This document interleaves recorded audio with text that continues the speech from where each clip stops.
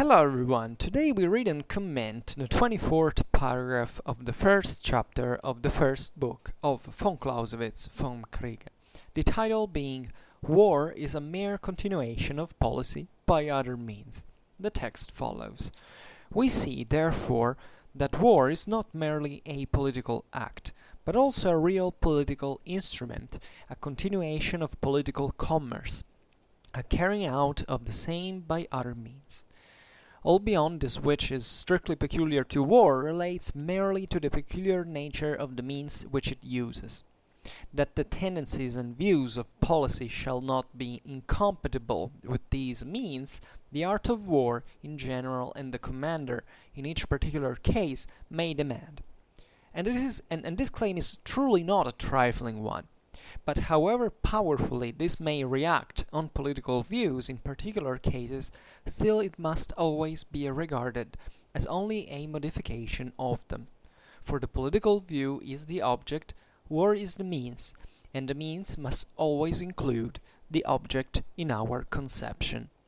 So, von Clausewitz amazes us every single time, this time with perhaps a bit less of surprise, because we fundamentally had already seen how war is a mere continuation of policy by other means. Von Clausewitz had defined it at the very beginning of the work, and in this paragraph he reasserts that after the logical sequence of paragraphs that demonstrate us, in fact, how war is not just merely a political act, but also a real political instrument, that is, an option in the hands of politics.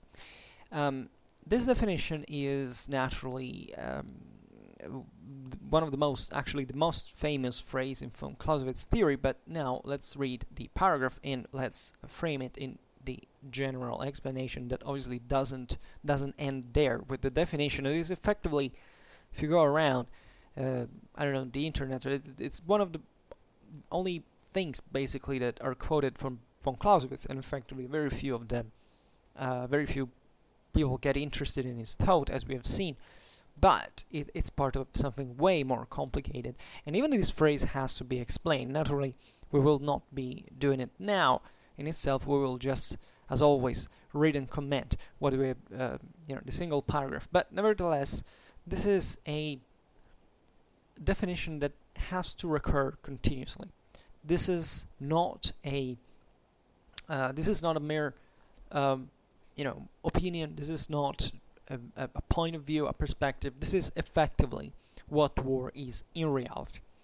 Von Clausewitz identifies it and explains now also certain aspects of the story, because we see he starts obviously continuing from the previous paragraph, and that at this point intertwines in the process several definitions that have several demonstrations actually that were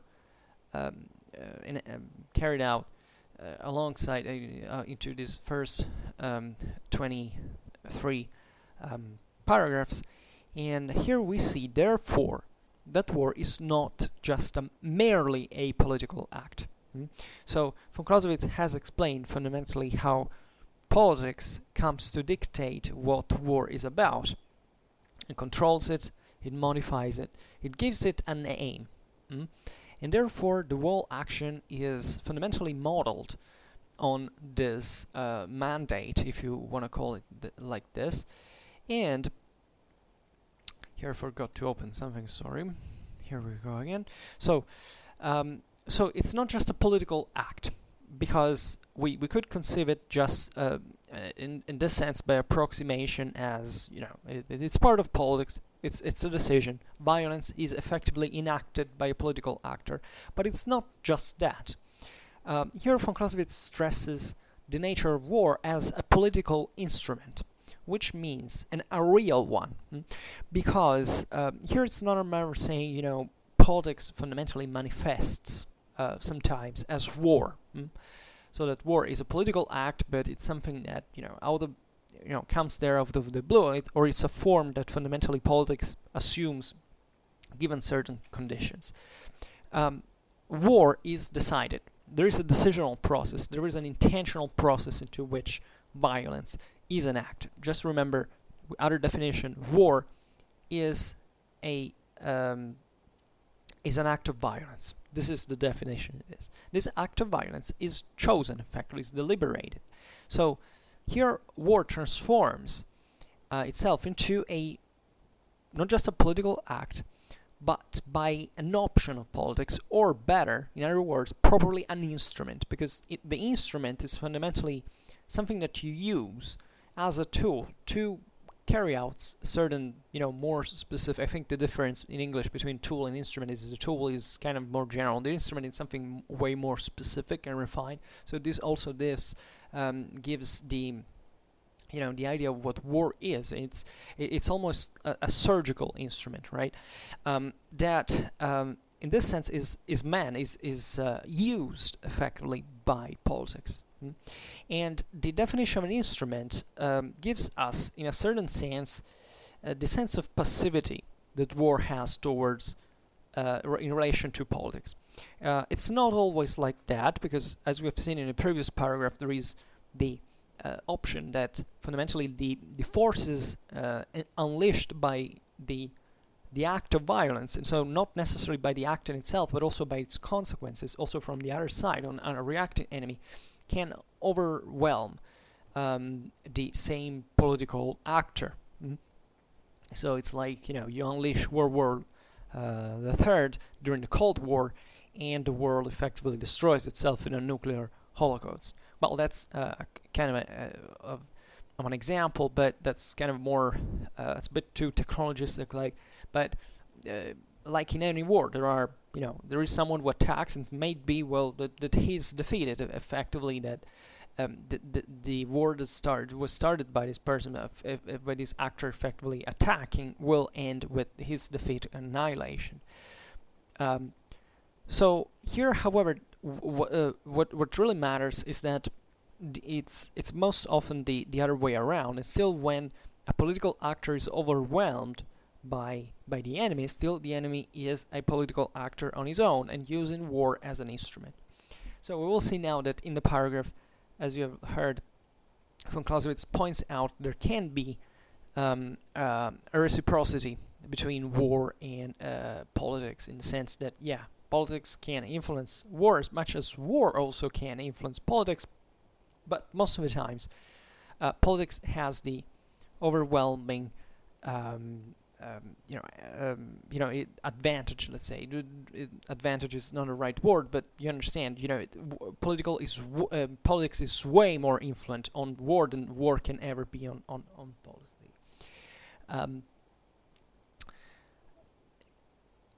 Here, there's this other beautiful definition of war as a continuation of political commerce.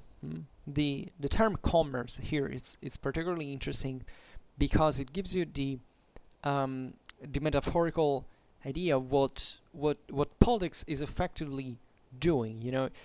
Commerce is something that fundamentally has a strong, just like the market in itself, a strong human character, right? So the commerce is not really based on mathematical mathematical equations for which the market works by itself. Okay, today it kind of partly largely works by itself, but it's still based and influenced by political by the individual decisions of the customer, of who effectively makes up the market as a buyer or seller. So here politics is characterized in von Clausewitz's definition through a bargaining, the same one that happens in fact in the market, in commerce.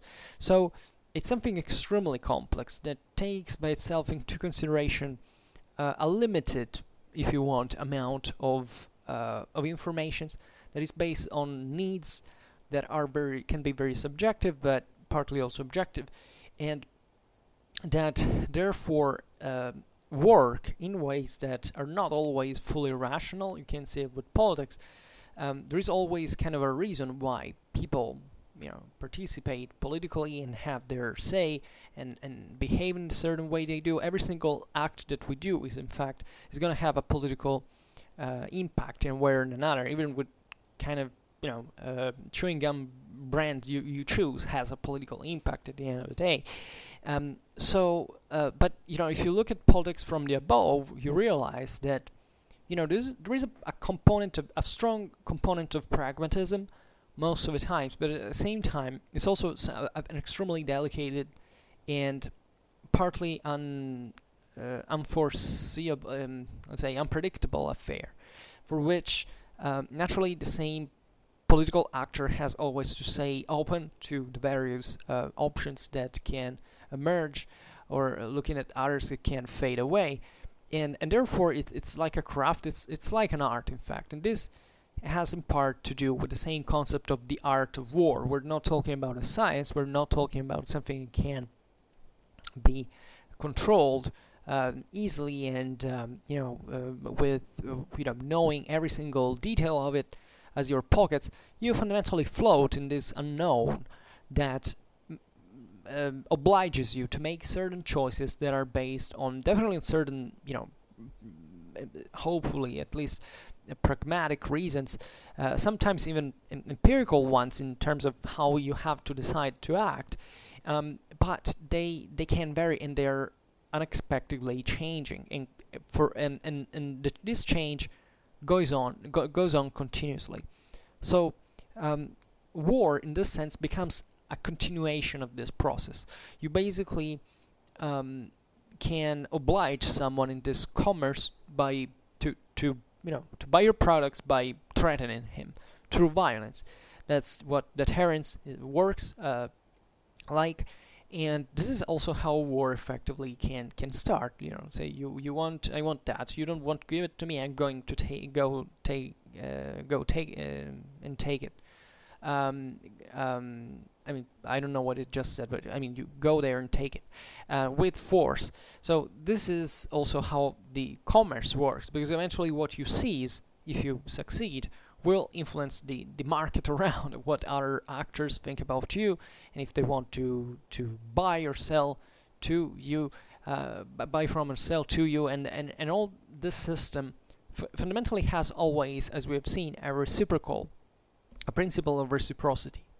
You don't act in an isolated world. You can't think that the choices of your policies or your country as a whole remain within your country, or that this is something that effectively can be controlled, because there is always someone that directly or indirectly is influencing your business, and you have to deal with that effectively.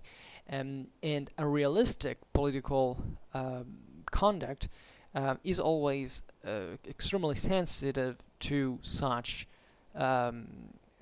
sensible to such dynamics, because otherwise basically you become a monolith and you become easily aggressible. You lack your open-mindedness. You get a tunnel vision. You don't know what to do, and you get eaten alive out there. And so war is just one instrument, one continuation of this political commerce, right? A carrying out of the same by other means, just to stick to the Clausewitzian definition. Then von Clausewitz goes on and says, all beyond this, which is strictly peculiar to war, relates merely to the peculiar nature of the means which it uses. Now, this is important to understand what we talk about when we define things like, the military, etc., and when we talk about the same art of war, and more generally of military history and the proper domain of war. War does have a domain on its own. Politics and war, as we've seen, are always in contact with each other, influencing with each other, but still war has a field where it operates with its own rules, if you want, with its own means, better, as we'll see, that are definitely an extension of the political ones, but still function in a different reason. Now, von Clausewitz presents us with this with this idea, because he has to explain now what we were saying before, that is that war in itself can influence policy, and we've seen it also in the previous paragraph when von Clausewitz says that that politics always have to modulate in itself on what is when thinking of using the violence, on on what the means of violence are, and if that can be carried out, and how, and there are definitely it has to adapt itself according to its own means, but not just with war, but with basically everything. You can even imagine to be wanting, I don't know, to you can imagine to conquer the world, but you don't necessarily have the means to in order to achieve it. So politics has always to be aware of what the military option entails and how this is going to be carried out, and ultimately also having this ability of seeing it through, and saying will I achieve what I want with this military action? Can I have effectively? It's like using an instrument, and this is why the Clausewitzian metaphor is so useful, because it's like using a tool in order to achieve something that you can't do otherwise. So you know how to use the instrument, you know how this has which kind of effect it has on the wherever it's applied. This instrument has a cost. It has a cost to use it fundamentally, and there is still this aspect of that is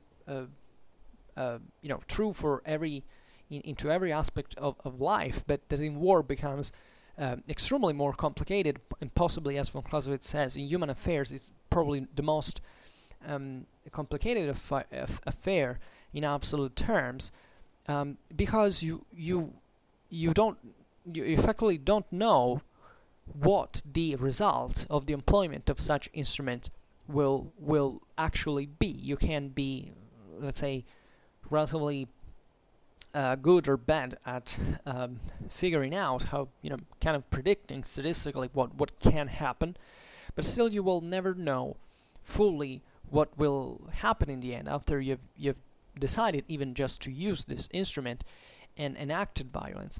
And especially you don't really war is the field of human activities where the outcome is more different from the expected than in any other human activity, in fact.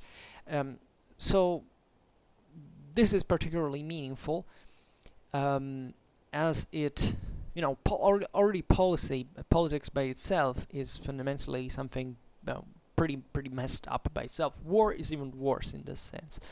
And what von Clausewitz here is reminding us is that you still need to use an instrument the way you're supposed to. You can't pretend that instruments are used just as passive tools that will do the work by themselves. You also have to know how to employ them, and therefore politics cannot detach itself from war in terms of the military instrument, and has always to keep it fit, know how to use it, and to be able to look at its possible employment and figuring out what the best solution for it basically is.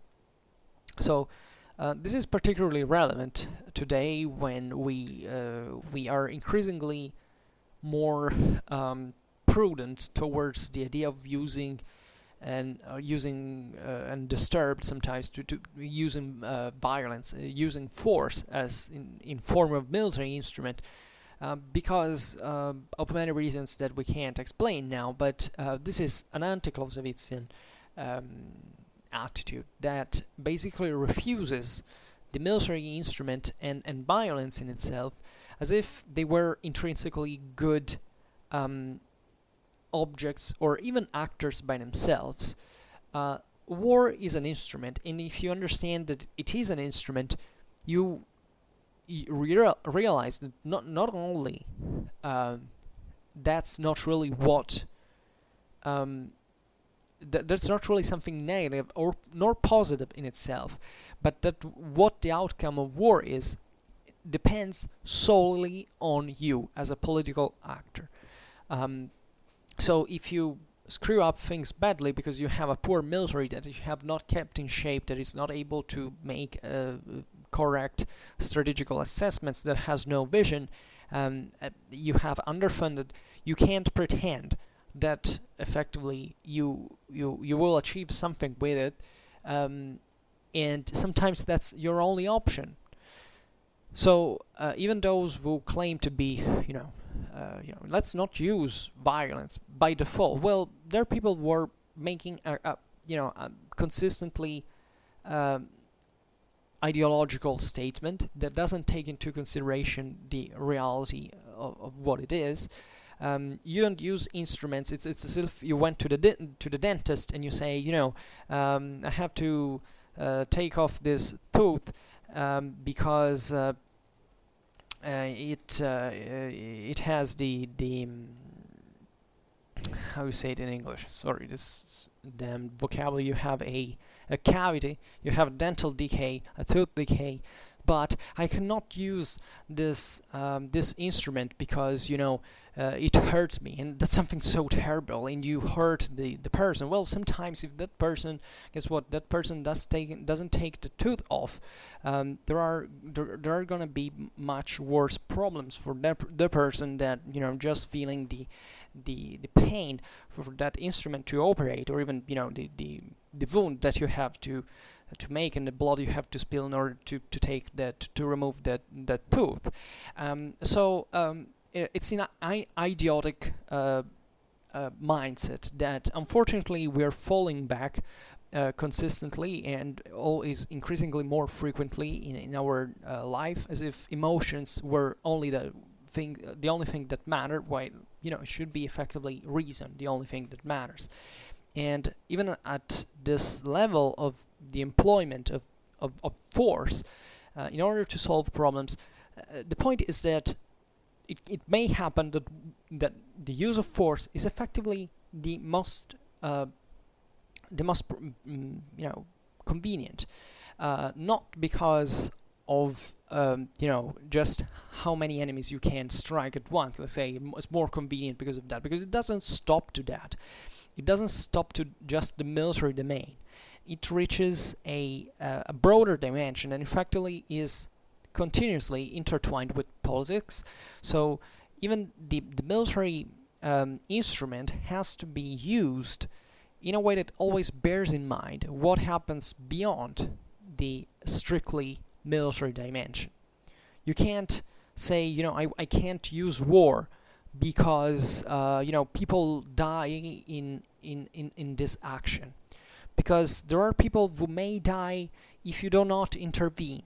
And it doesn't make a freaking sense to put this kind of blinker in front of your eyes and pretending that violence has in itself a negative value, while the only thing that effectively can have a positive negative value are your own actions by themselves. War is just an instrument, so you decide what to do, and you don't complain on it. And if you look at this from a scientific perspective, perhaps it can be more helpful, because as we have just said, the military art excludes any possible scientific approach to war. War is something that happens on so many multi-dimensional levels that it's cannot even be counted fundamentally. So you can't take the whole thing into consideration. But to make it more, to narrow it down to what is effectively the rationality of an action is something that should come out of a mathematical calculation. We've just said that in war it's impossible to see the whole picture, but still you know how to what you have to do on the base of evidence, and the same military instrument has this evidence in itself. I mean, look at military technology. If we have invented assault rifles for killing people at medium range, in the kind of actions where assault rifles are used, it's because that design, that technology, that weapon is effectively what is required in order to carry out that task. And whether you want that task, you want to commit the military instrument with that task, it's entirely your choice. It's not a military choice. Or better, it is military, but it's dictated by you for the military instrument to work on something. So, yeah, I know this is the usual digression on how, war is just a neutral thing in itself. But it's important to stress, because we are heading in a world where we are dangerously leaning back into emotionalism, we're abandoning rationalism, and von Clausewitz, in this sense, speaks very clearly, without swinging, without oscillations, and simply tells you the whole thing as it is. Whether you want to follow him or not, it's your choice, but just know that if you don't listen to this, it's not because you're not listening to von Clausewitz, it's not because you're not listening to how reality effectively works. And this pretentious, intellectualistic distrust towards von Clausewitz that sometimes you find around, like saying, oh, well, von Clausewitz, oh yeah, I understood it, so simple, well, maybe he said also something wrong because I know better. No, it doesn't lead you anywhere. Study von Clausewitz. Because at these levels it makes you understand, without even recurring to the kind of paradoxes and moralistic examples that I do, that are actually anti-moralistic, but shifted on that level to kind of sympathize or antagonize with certain positions. But if you read the work here that he wrote, you realize the complete absence of any not really of polemics, because he von Clausewitz is definitely polemical when it comes especially to the optimism and positivistic attitude towards the science of war that, as we've just said, does not exist, that pretends that war can be scoped. So this kind of very overconfidence in the intellectual skills, that in war is not everything, and that obviously war always has to take into consideration the intellect and reason. You can't go anywhere without it, but at the same time you have also in here to make a use of it that is instrumental to goals that ultimately you come to dictate. So you see, once again, here there was not even need to quote him to understand what fundamentally your ends are, and what your means are. Excuse me, I drink a little bit.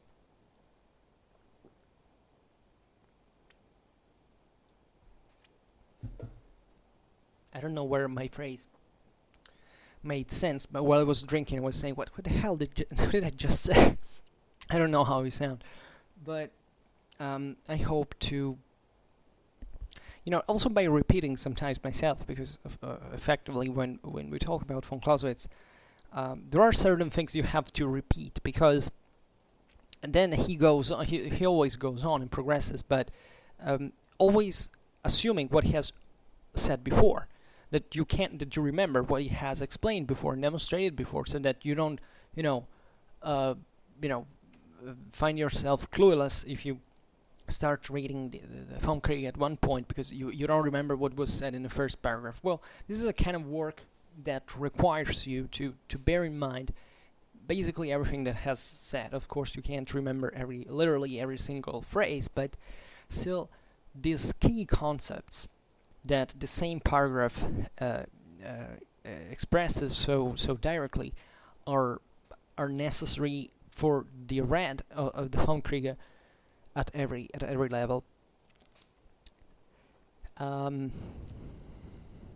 So commenting on the phrase that we were saying, war is definable through the peculiar nature of the means that it uses. So war in itself does use other means fundamentally. War is a mean, as we've seen it, but it also has other means, right? It's like policy has diplomacy, war has guns, right? So this is more or less what it means. And it's important to stress the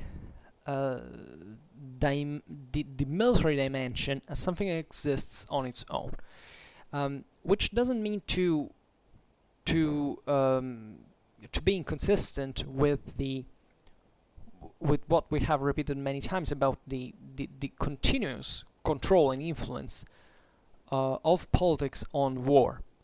But there is still a difference in nature of the means that are used. Just like we said before, diplomacy and violence, right? They're two essentially different things that also require different qualities on average, right? At least different different measures of these in the different contexts. This is particularly interesting, in my opinion, also for from a strictly historiographical perspective, because military studies today, I believe, are relatively stagnating. There is definitely a sort of renewed interest that started with the new military history, which is effectively Nouvelle Histoire Bataille, and for good reasons, exactly because you can't pretend to teach military history to talk about everything but the art of war, right?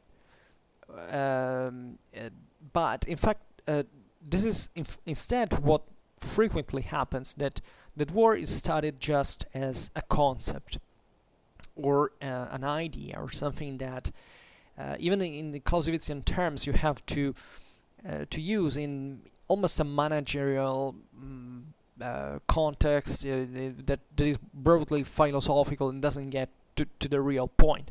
But what is often forgotten is that you, and that von Clausewitz will explain with extreme clarity pretty soon, is that you can't understand a good nothing about politics and war if you don't study military history. Von Clausewitz attributes an enormous importance to military history. He basically says that in every field of human study, there is no other field as military history in which the experience of the past history is so important for the theory of war. So what I'm disconcerted, in fact, about is the lack of a strategical culture, also of tactical culture, of course, and generally speaking, this absence in the understanding even of the difference that exists between military history and history of the military art. Because at this point you can define in the common mindset that military history is, that you're even if people don't actually know it, that being an expert on the history of military art simply means to know, to have read something about war, right? You can't become an expert on the art of war if you don't study military history. I mean, from really how, looking at the sources, campaign after campaign, battle after battle. Because without that, it's as if talking about nothing. Von Clausewitz or better, talking about nothing in terms of strictly of military art. Von Clausewitz will explain this very clearly at one point by saying that if you don't study military history, you're just setting basically ideal standards. You think that war, that how armies are led into war, into battle, is just a matter of individual opinion in terms of how the mechanism fundamentally works, right? As if we didn't have millennia of military history to study, and these basically didn't serve anything to us. So given that fewer and fewer people, or at least this is a bit of a pessimistic statement, but it seems that the general interest in history has widened, but it has not really intensified, which means that way more people access to historical contents here through the internet. You realize it's pretty easy, but it seems that the general quality of the contents goes pretty much down. And this is being experienced in every field. I believe it's just, in fact, just what we were talking about before. Everything seems to be reverting to emotionalism, to this idea that only what matters is to make people feel good, to entertain them. As a matter of fact, the same YouTube, it stresses this thing. You have to entertain. No, I don't have to entertain anyone. I'm here just because I speak by myself what I think, and if people are not entertained, okay, we are on the market. I will receive less views. I don't care. But what is pushing me is exactly, telling what I have to tell, not entertain people. At best, to make them reason, which is why I don't treat you like passive, puppets that just have to watch a silly 5 minutes videos in which you condensate, a bunch of amenities for having them digested by babies, but why I count on your capability of understanding complex thoughts, in spite of my difficulties in delivering them effectively and understandably, but intelligibly, let's say better. But I want to make you reason, at least. The better if you disagree or if you have some problem, because that's where effectively I've hit in the right place, right? So with military history, it's happened like that. That it's I can't really understand how can there be a political and civic responsibility if people don't know history. And in this case, how can a people, a citizenry, can understand how the military has to be employed if they don't know anything about military history? Since they don't know about history in the first place. That's the real problem. And even within military history, there is the history of military art that has to be studied in order to understand that specifically. Then, of course, it would be already great if people understood military history by itself, because effectively history of the military art is something that would be to be proper of actual military commanders and partly of politicians rather than the average civilian. But so those who are in charge, right, and they are responsible for the higher levels, to given that we don't live fortunately in a direct democracy, but there is always a sort of bargaining in the middle, when to employ the military force. So I'm pretty pessimistic about the world's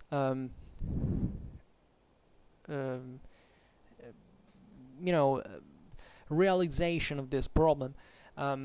It's difficult actually not to really understand it in itself, because I believe that any sensible person with a bit of mind can study a book like the Vom Kriege and understanding what it basically means. The problem is that if you don't even realize, if you live in the world without even knowing that there are such topics that have this relevance in our society, in our politics, well, how can you pose yourself even the problem? And that's why you find so many people around that when they talk about politics or talk about war or history, or three things blended together, as it's actually always the case, they just reason like in black and white, and nothing else, and we don't know on the base exactly of what. And I don't mean it now to kind of soften the difference. Obviously, there has to be even a certain ability of looking in black and white colors reality, because the point is that there is only one choice that is the best one. Now, the problem is that nobody can arrive really to understand. It can never be fully black or white. There is always something, a gray area in the middle, but there is still a tendency that should make you head towards the right decision. And you realize that many times in history, this this ability is being effectively lost in some measure. I mean, it's been very difficult to render to at least especially at the popular level, to make people understand effectively what was the right choice, or at least the most convenient one, on the basis of actual evidence, because policy is effectively going in very different directions today. It seems like that, what you have to follow is just an absolute, an abstract, and as von Clausewitz has demonstrated in previous paragraphs, you can't treat war as an absolute, as an abstract. That's not reality, nor in politics, nor in war. And although there are certain directions that definitely are in this sense absolute, but the criterion in which you should choose it is based on a rational evidence, not on subjective standards that are set ultimately without standards, because that's unfortunately what the problem is that every opinion is subjective, but let's say standards at least shouldn't be. And effectively many people live without objective standards. They're just flexible because they are moral relativistic, and that's when you can basically bitterly criticize your enemy, but when you for something, but when you do the same mistake, or you do something even worse, fundamentally you try just to excuse yourself, or to picture yourself into some kind of heroic fashion. This is the real problem we have in our society, and I think it partly derives, in fact, from the absence of historical awareness, because it corresponds to a lack of political awareness, and also kind of understanding of the relation between politics and violence, that is at this point susceptible just of, on average, of tribalistic interpretations, because I don't see any other real criterion in today's politics that has any substance other than this one. And it's a problem, and it's gonna be a problem, because we're keeping doing mistakes, and when a society keeps doing mistakes and doesn't effectively find a solution for them, well, you realize that there is something seriously wrong at that point, because normally civilized, this may possibly be something new, historically, at least in relative terms, meaning that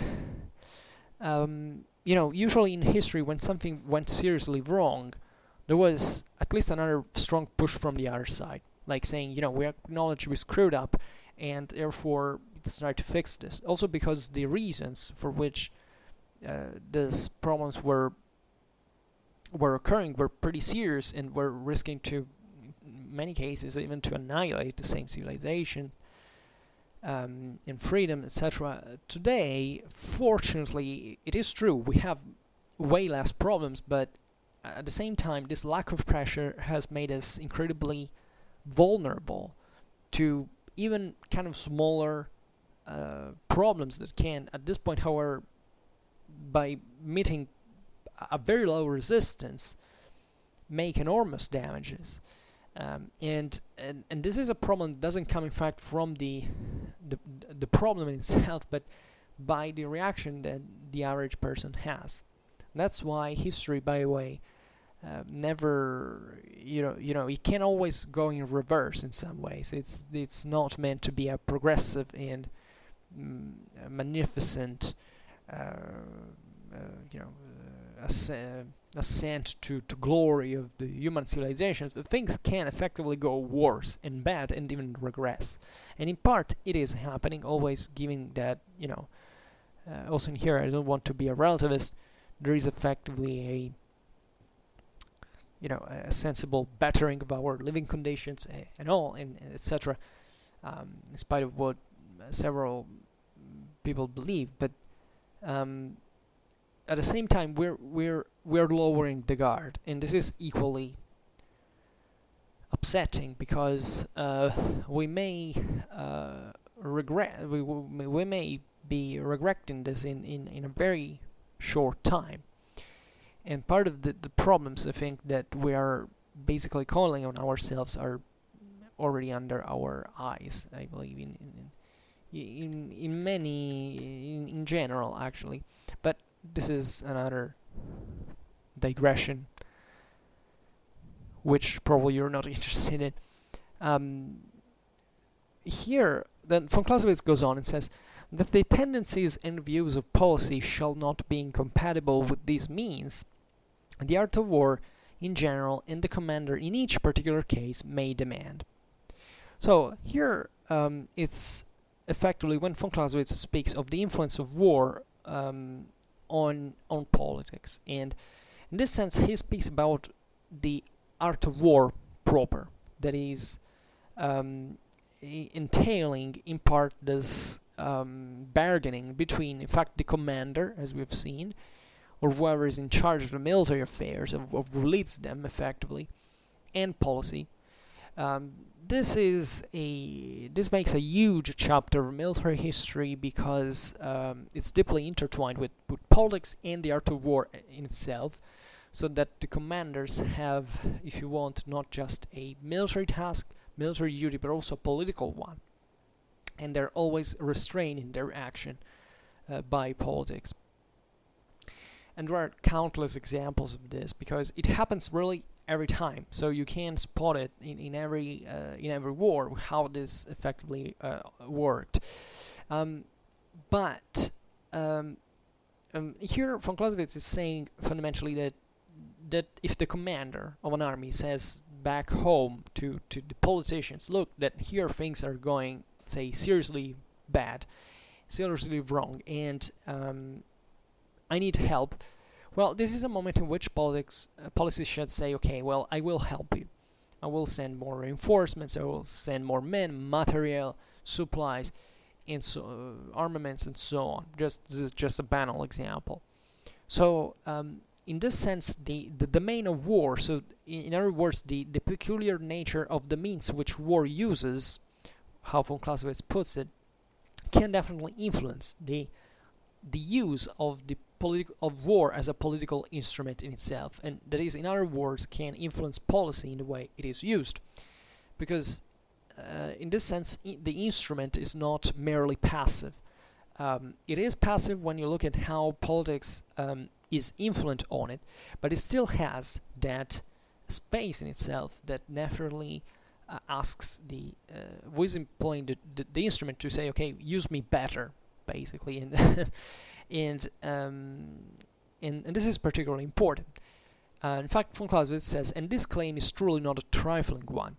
It's definitely not, because it's also in here. It's a commerce, if you want, and it's a political commerce, not just a military one, because the commander asking for more troops is not just asking for a military instrument. He's also asking for the political means, the social means that are required for those troops to be fielded.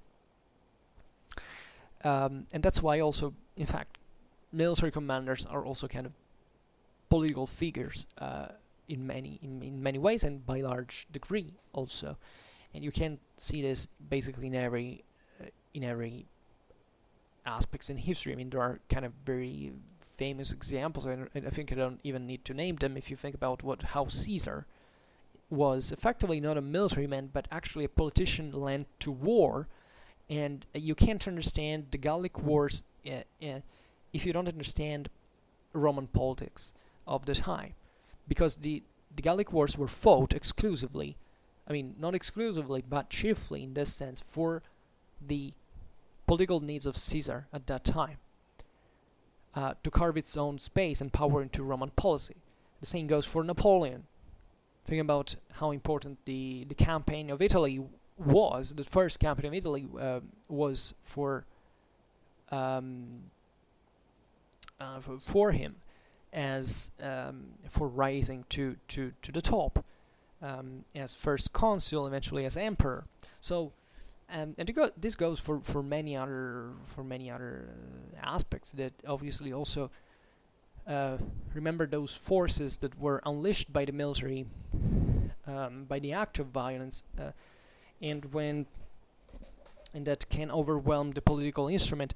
Well, I made the example, I think, before, and also in the last paragraph, when commenting the last paragraph, by saying that fundamentally it's the enemy that overwhelms you. You know, that you start a war, but you don't know how it finishes because the enemy can. So, well, but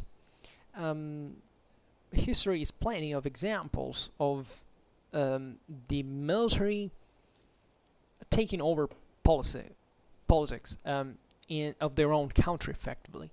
So that's also an option. Think about mutinies, think about coups, think about all the occasions in which the start of a war has effectively triggered one of the greatest political changes of world history. Think about the Bolshevik Revolution. Well, you can't understand the Bolshevik Revolution if you don't understand what effectively the condition of Tsarist Russia was during World War I. So, actually, the Menshevik Revolution before and the Bolshevik eventually, because that, by the way, the war was continuing in between in 1917. So, countless examples, and you know, I always when I read and comment the Vom Kriege, I always have this kind of I don't know, not really aggressive tone, but trying to persuade a little bit, right? And then I don't really know what happens from the other side, because naturally, you know that I'm not generally aggressive when I speak, but I count on I picture myself, I was talking to a skeptic, right, that doesn't believe what von Clausewitz is claiming, and my advice that not because I believe that you don't understand von Clausewitz, you don't believe what von Clausewitz says, because there are many of you who don't, but this is not the point. I don't care. What I care about is stressing the realism in von Clausewitz's statements, that given that the Vom Kriege is a very is an intellectual masterpiece in many ways, leads something to have kind of anti-intellectualistic attitudes, like saying, what is this guy saying? You know, why is that von Clausewitz such this great thinker? And I don't care. It's just one of the many writers that wanted to define war for his glory, because he was probably an egomaniacal crazy or whatever. But this is not the point. And the best proof to do it is to go study history and applying the Clausewitzian theory to it. And you will realize that it matches perfectly.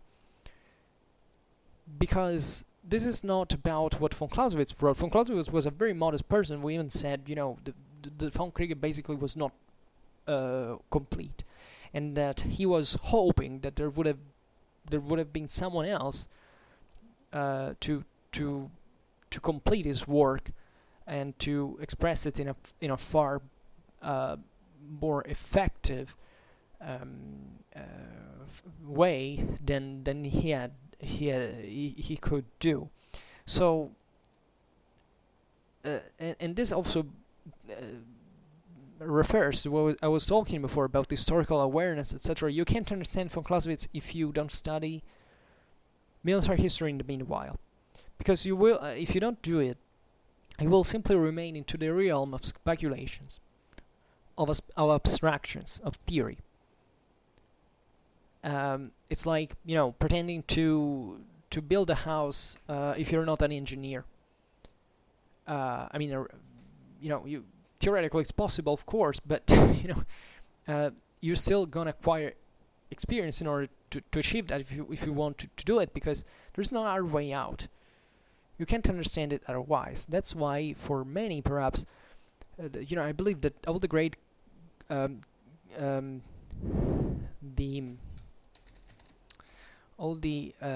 greater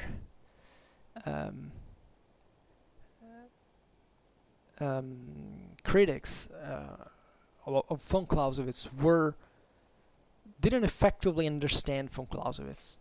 this is my deep conviction, that the more I read about him and them, because certain mistakes that are committed over and over again stem from the fact that people they read actually von Clausewitz and they understood it and said I disagree, but they didn't actually read him at all. This is the real problem. While it would be so great just to do it, and in the meanwhile to study military history, because it is say approaching step by step to the same Clausewitzian mind.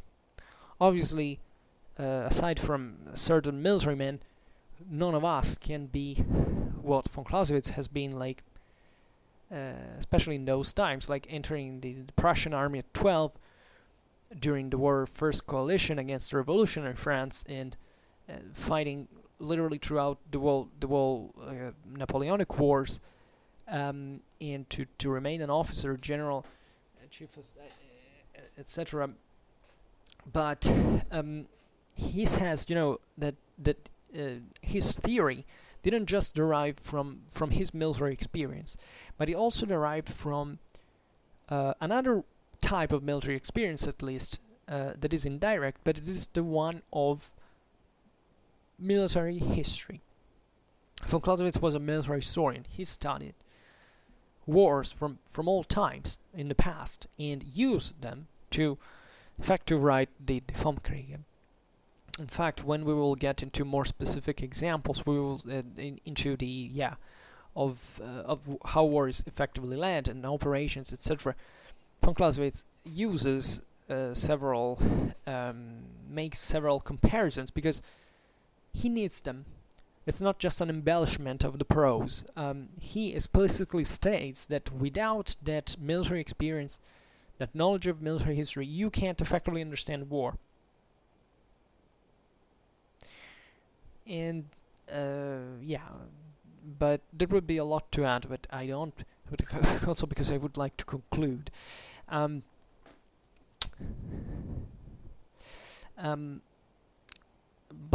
so, as we've seen now, just right now, war can influence politics in turn. But von Clausewitz goes on, says, however powerfully this may react on political views in particular cases, still it must always be regarded as only a modification of them.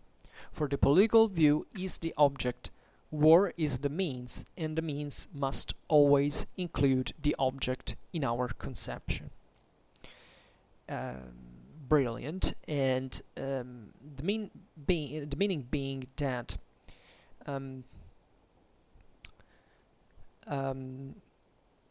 the change in political views deriving from the military events, and therefore the also the changing of the situation is particular. It doesn't happen all the time. It's still minority, if you want. Or better, it happens at all times, but it's still relative to that particular mean that war, to the needs that particular mean of war represents. And therefore, given that we have seen that war is just a mere continuation of policy by other means, you realize that, yeah, of course, this can be this reciprocity, but still the balance is overwhelmingly shifted in favor of the political influence. And generally speaking, let's say that the military eventualities are generally always more contingent than the political ones. I mean, obviously, politics is very complicated as well, but war can evolve way more quickly, so and more unpredictably than policy. Excuse me. So, in other words, policy is also generally more consistent with itself as a broader mandate to the military instrument. That military instrument can I don't know, say I need more troops to control that sector, etc. But it doesn't it rarely comes to change the political view in a radical way. Rarely, at least. Also, if you want to check this out, just look at it in real history. I mean, political directions change way less frequently than military directions, right? And are also relatively easier to formulate. Then, so where were we? Oh yes.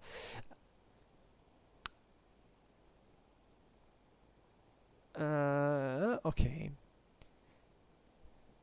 And in fact, here Von Clausewitz says it. So this kind of particular cases, this influences of the military instrument on the political views, still must actually always must be regarded as just a mere modification of them. In other words, war doesn't come to dictate the political views.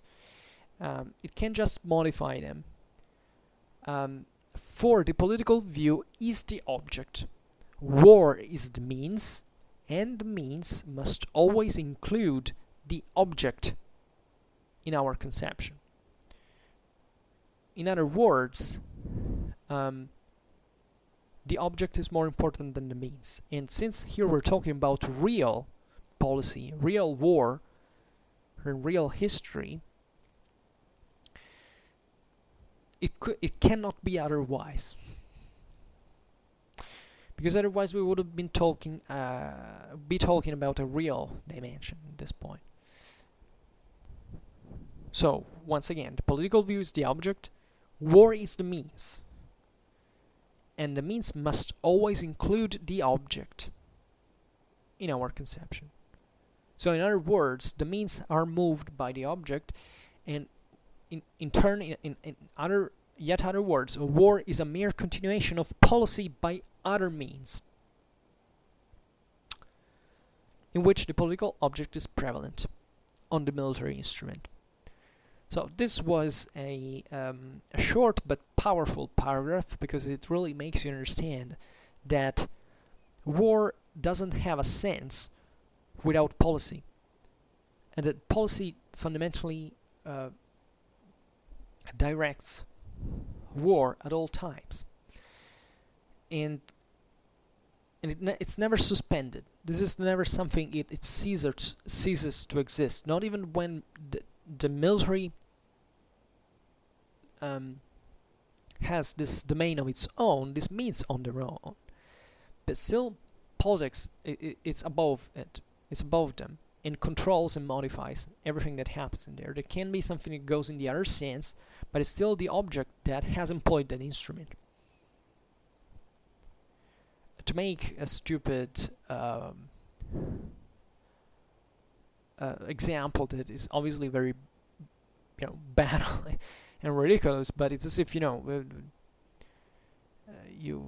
I can't do it because it's too stupid, but it's as if effectively you were using a tool, and the tool told you that you don't have to do what you're doing, not in the way you do, which the tool could actually tell you, as we have seen, but not in general intention that you have. The tool is just being activated, let's say, by your intent, and without you, it's just a dead body, nothing else. So is the relation between policy and war. And this can go always in this way. I mean, there are several metaphors you can use to picture it better, let's say, but at the end of the day, that this is the concept is very simple. So, all right. I could tell a lot of other things, but I don't think it's the case. We will have plenty of time, hopefully, to tell it on other occasions. For now, I just hope that you enjoyed this video. If you did, please share it, otherwise leave a like or subscribe to my channel if you're interested in my upcoming contents. And for now, I thank you heartily for listening to me. I wish you a nice time and see you next time. Bye.